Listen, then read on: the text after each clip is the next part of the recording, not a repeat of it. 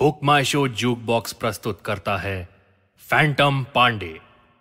Monday को मैं अपनी एक गर्लफ्रेंड के साथ था जब माँ का फोन आया और पता चला कि मेरे मामा जी के खिलाफ वारंट निकला है। मामा जी पर किसी औरत के मर्डर का इल्जाम है। मामा जी गायब और उनका फोन ऑफ। फिर अचानक मामा जी ने मुझे कांटेक्ट किया और मिलने को कहा। बड़े मिस्टीरियस सर्कमस्टांसेस और स्टाइल में हमारी मुलाकात हुई और मामा जी ने मर्डर के बारे में तो कुछ नहीं बताया, उल्टा मुझे 4 नाम पकड़ा दिए और लोगों पर नजर रखने का ऑर्डर दे दिया। प्लस मुझे एक अजीब सी पहेली दी सुलझाने के लिए। जब मैंने अपनी तरफ से अपने सोर्सेस से कुछ पता लगाया तो मिस्ट्री और गहरी हो गई, क्योंकि ये इंफॉर्मेशन मिली कि मामा जी का नाम का तो कोई वारंट ही नहीं निकला है और जो आदमी सीबीआई ऑफिसर बनकर मेरे घर आया था मामा जी को अरेस्ट करने, वो तो कोई बहरूपिया था। ये केस मेरे लिए एक ही दिन में बड़ा इंपॉर्टेंट और पर्सनल बन गया है और इसका कारण मामा जी की बेगुनाही नहीं है बल्कि मेरी अपनी इज्जत। मुझे मामा जी को प्रूफ करना है कि फैंटम पांडे वाकई सबसे बेहतरीन प्राइवेट डिटेक्टिव है।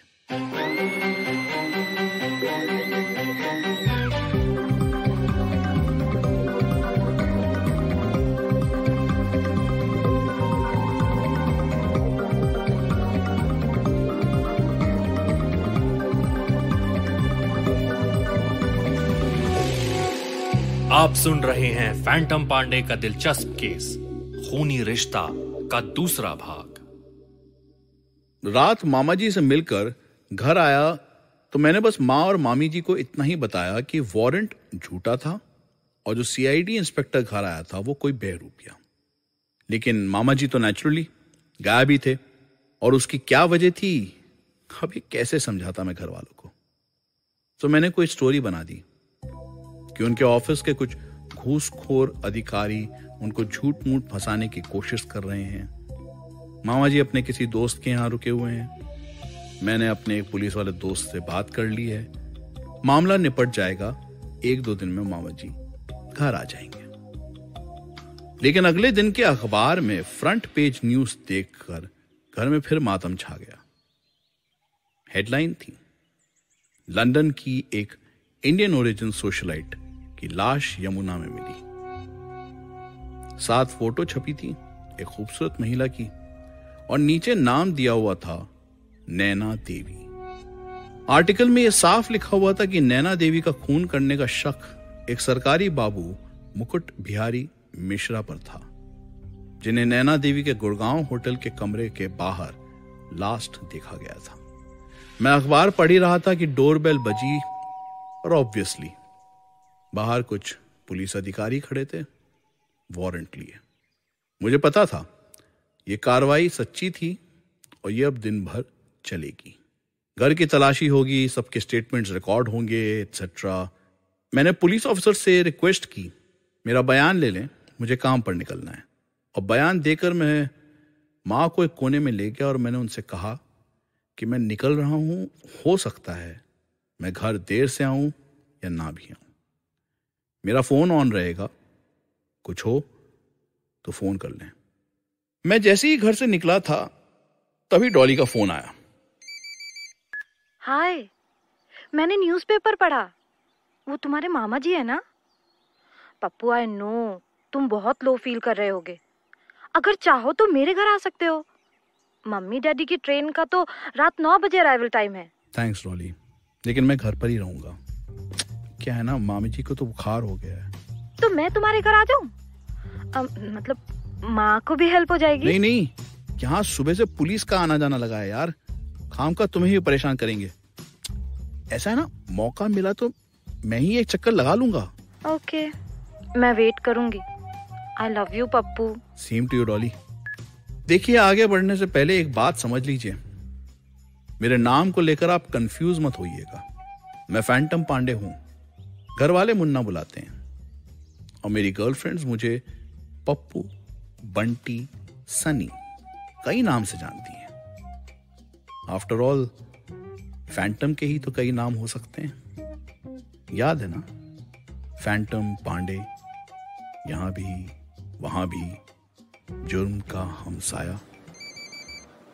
हेलो तने फोन ना किया मैंने। ओहो, सीआईडी ऑफिसर नरबीर सिंह महान, कहाँ हो आप? तू कल रात मूलचंद पे क्या कर रहा था? पराठे तूने खाए नहीं। रेट पूछने गया था भाई। तेरे चौथे पर मूलचंद के पराठे बंटवाऊंगा गरीबों में। सुन, बड़े गलत बंदे से पंगा ले रहा तू। मैं थारी 13वीं करके आऊंगा, 13वीं। किसी को बेरा नहीं पाटेगा। नरबीर सिंह, फैंटम पांडे धमकियों से नहीं डरता, और तुझे तो मैं हिचकियों से ही मार दूंगा। साले इतना याद करूंगा कि हिचकी खा खा कर मर जाएगा। रख फोन। इस बहरूपिये से मुझे सच में बिल्कुल डर नहीं लग रहा था।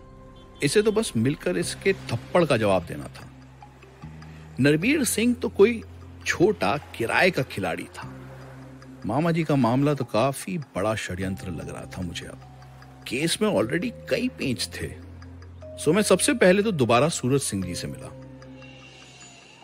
सूरज सिंह जी, ये नैना देवी वही हाईफाई लेडी हैं जिनके बारे में आप मुझे कल बता रहे थे? हाँ फैंटम, जानता हूँ तुम पूछोगे कि मर्डर इसका गुड़गांव के होटल में हुआ तो लाश यमुना में कैसे पहुंची। ऐसा है भाई, ये नैना देवी इंटरनेशनल मेल मिलाप करवाने वाली बंदी थी, समझ रहे हो ना? अरे बड़े बड़े विदेशी बिजनेस का दूसरी सरकारों से मिल मिलाकर काम करवाना इसका धंधा था। अब इसका मर्डर तो कह रहे हैं किसी सरकारी बाबू ने किया है। जी, मुकुट बिहारी मिश्रा मेरे मामा जी हैं। अरे हाँ, तुमने यही नाम बताया था ना कल। ये तुम्हारे सगे मामा जी हैं? अरे पहुंचे हुए निकले तुम्हारे मामा जी। हाँ, मुझे भी जानकर बेचैनी हो रही है अब तक। सूरज सिंह जी, एक और तकलीफ दूंगा। 4 नाम हैं और उनके नंबर। इनके बारे में जो पता चल सकता है। हाँ, लिखवा दो। और मैंने वो 4 नाम और उनके नंबर लिखवाए जो रात मैंने बाय हार्ट लर्न कर लिए थे, और वो कागज का टुकड़ा जला दिया था जैसा कि मामा जी ने कहा था। ये नाम थे तरुण मलक्कार, यशवंत नारायण, पुनीत वर्मा और मोहन बडोला। सूरज सिंह जी के अलावा इसी काम पे मैंने एक और बंदे को लगाया हुआ था, मुकंदी उर्फ छोटू, मेरा वेताल।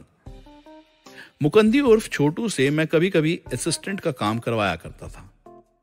देखने में 4 फीट 2 इंच का पतला सा दिया सलाई टाइप बंदा, जो शक्ल से बंदर ज्यादा लगता था और किसी काम का नहीं। लेकिन दिल्ली में कहीं भी अगर आपकी पॉकेट कट जाए तो मुकंदी से कह दो और अगली सुबह आपको अपना बटुआ सही सलामत हाथ में मिल जाएगा।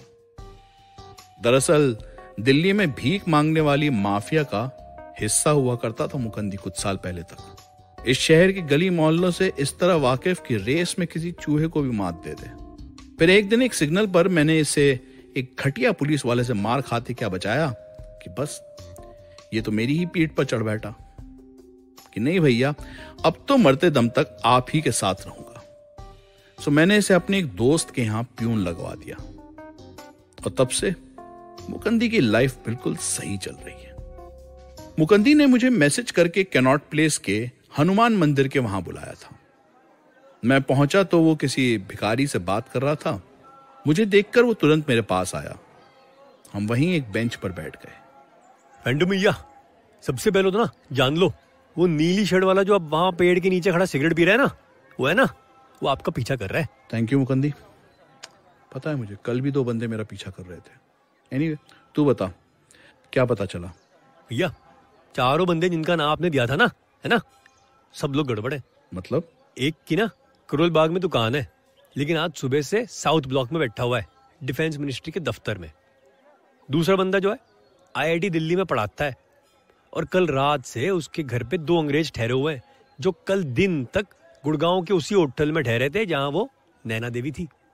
और तीसरा बंदा, वो आपके मामा जी वाले बिजली विभाग में ही काम करता है, और फिलहाल 3 हफ्तों की छुट्टी पर है, और उसकी छुट्टी पिछले हफ्ते शुरू हुई है। वो रहता तो है नोएडा में, लेकिन सुबह सुबह वो दूसरे बंदे के जो प्रोफेसर है उसी के घर आ गया है।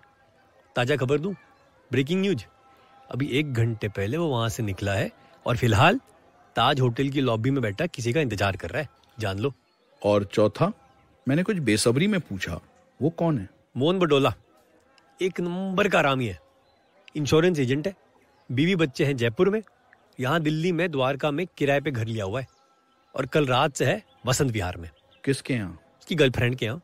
क्या बात है, जवान है? 65 साल का, गंजा भी, और गर्लफ्रेंड है 25-26 की। बताओ यार, ये हरामी से मिलता हूं मैं। I like this fellow.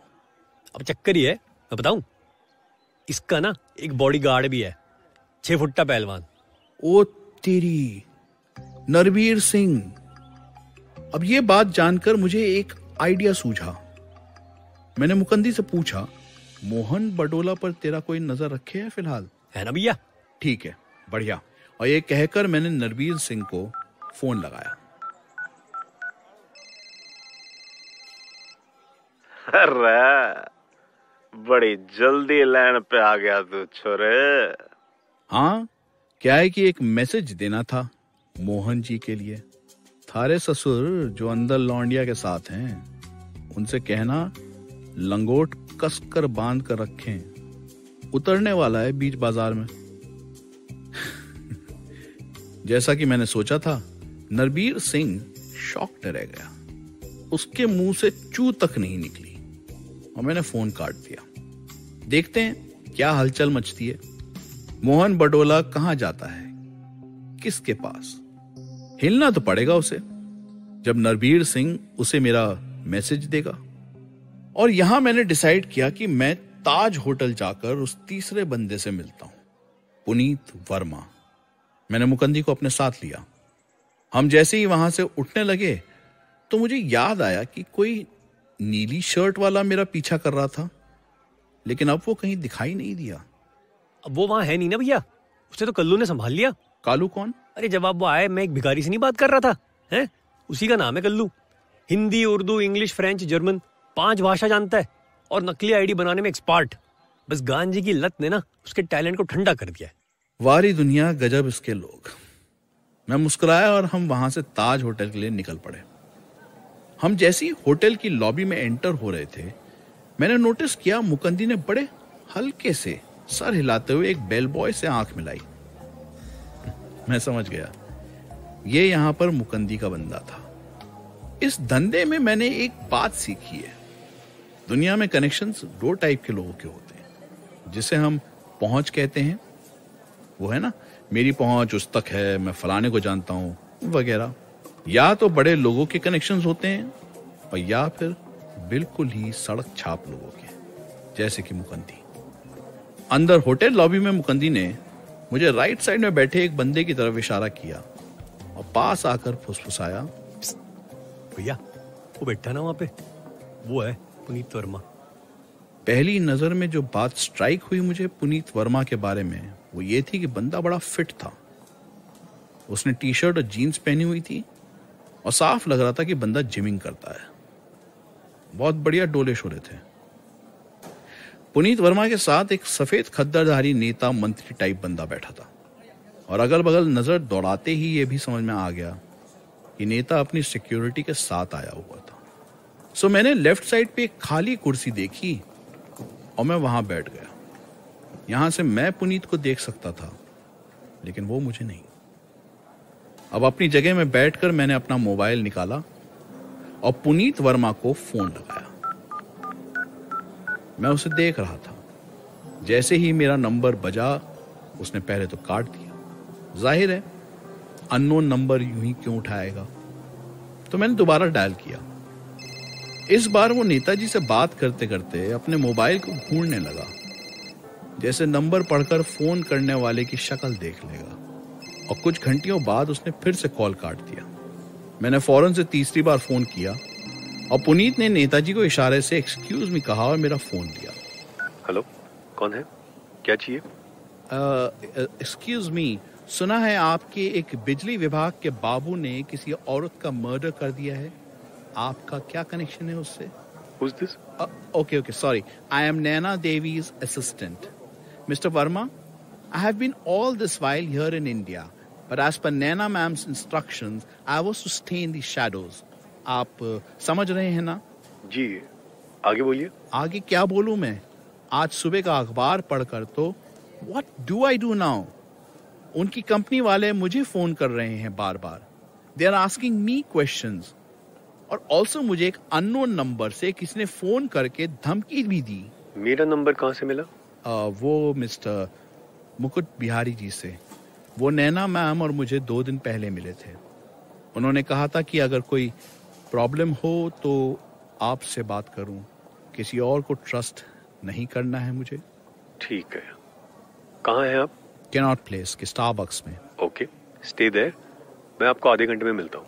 Thank you sir. Thanks a ton. See you. हाँ, ये होती है एक एक्सपर्ट इन्वेस्टिगेटर की चाल. 5 मिनट बाद मैंने देखा पुनीत उठा और होटल के बाहर चल दिया.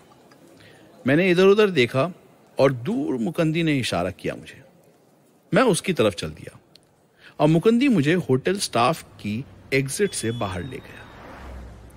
चक्कर यह था कि मुझे खुद नहीं पता था कि पुनीत वर्मा के साथ अब मैं क्या करूं. उससे बात करके यह तो पक्का पता चल गया कि उसका कुछ तो लेना देना है इस मामले से, लेकिन क्या, ये कैसे पता चले. होटल के बाहर निकलकर हम एक ऑटो में बैठे और मुकंदी ने ऑटो वाले को कैनॉट प्लेस लेने को कहा. मैंने भी सोचा चलो देखते हैं, क्या पता स्टारबक्स की कॉफी पीकर ही कुछ आइडिया आ जाए. तभी रास्ते में कद्दू से लदा ठेला देखा और मुझे अचानक वो पहेली याद आई. प्याज लेने निकला कद्दू, केले के छिलके पे फिसल गया. हाथ दिया लौकी ने, तब कद्दू का वो यार बना. 2 टंकी पर बैठा कबूतर देख रहा इन दोनों को. ईद मनाएगा लड्डू खाकर, होगी दिवाली खीर से.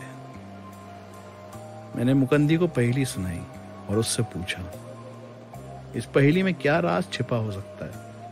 मुकंदी ने एक पल सोचा और फिर मुस्कुराया. राज का तो पता नहीं भैया, लेकिन एक पुरानी याद जरूर ताजा हो गई पहेली सुनकर. वो क्या? मैं ना बम्बई से भागकर दिल्ली आया था. 7-8 साल का था. बम्बई में जहाँ रहता था ना मैं, उस एरिया का नाम था 2 टंकी. मैं भी मुस्कुरा दिया. इस बात के उस वक्त मेरे लिए कोई मायने नहीं थे. तभी मेरा मोबाइल बजा और नंबर पढ़कर मैं और भी मुस्कुराया. मोहन बडोला जी को मेरा मैसेज मिल गया था. वही मुझे फोन कर रहे थे. हेलो, कौन? सुनो बेटे, मोहन बुडोला बोल रहा हूँ. देखो, हमारा लंगोट उतरवा कर क्या होगा. तुम्हारे मामा जी को हमने नंगा कर दिया है. उनसे कहो खुद को पुलिस के हवाले कर दे. तुम मिश्रा जी के बारे में जानते ही क्या हो. मत पड़ो इस चक्कर में बेटा. तुम्हारी अभी उम्र पड़ी है. खेलो कूदो ऐश करो. समझा रहे हैं हम तुम्हें.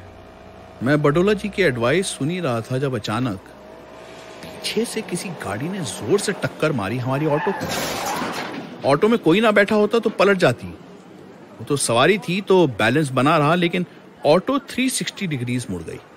मैं एकदम से ऑटो से निकला और पीछे देखा तो एक एसयूवी थी और उसे चलाने वाली, उफ माय गॉड, नमक मिर्च नहीं, असली घी का तड़का.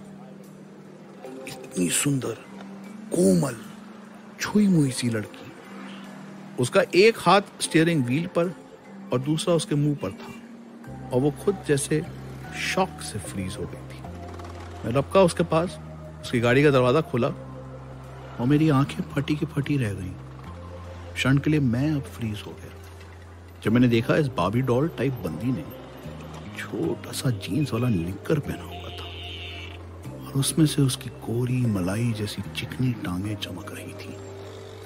वो तो सड़क पर कुछ बेसब्र बदतमीज गाड़ी वालों ने जोर जोर से हॉर्न बजाया तो मैं होश में आया. उससे बोला, हे यू ओके? डोंट वरी, कुछ नहीं हुआ, किसी को चोट नहीं आई है. ब्रीथ, लिसन, ब्रीथ, सुनो. और ये कहते मैंने उसे जरा जोर से छुआ ताकि वो शॉक से बाहर निकले. और मेरे छूते ही ब्यूटीफुल ने चौंक कर मेरी तरफ देखा और सांस लेने के साथ ही मुझसे लिपट गई और उसका दुहरा बदन मेरी बाहों में चल रहा था. बेचारी अब भी कांप रही थी. अब काम चाहे जितना जरूरी हो, इंसानियत से ऊपर नहीं. मैं इस बंदी को अकेले नहीं छोड़ सकता था. जिस हाल में वो थी उसमें तो कतई नहीं. तो मैंने मुकंदी से कहा कि वो चले कॉफी शॉप पुनीत पर नजर रखे मैं इस बंदी को इसके घर छोड़ाऊं। मैंने उसकी गाड़ी की स्टीयरिंग संभाली और उससे उसका एड्रेस पूछा। गोल्फ लिंक्स? मेरा नाम साक्षी है। हाय साक्षी, मैं फैंटम हूं, Phantom Pandey. I am a private detective. हम साक्षी के घर पहुंचे तो पता चला साक्षी अकेली रहती है, सिर्फ एक नौकरानी है। उसके पेरेंट्स दुबई में बेस्ड हैं और साक्षी यहां कुछ एनवायरमेंट प्रोजेक्ट चला रही थी। उसकी अपनी एनजीओ थी। उसने मुझे अंदर बुलाकर बिठाया और खुद कपड़े बदलने चली गई।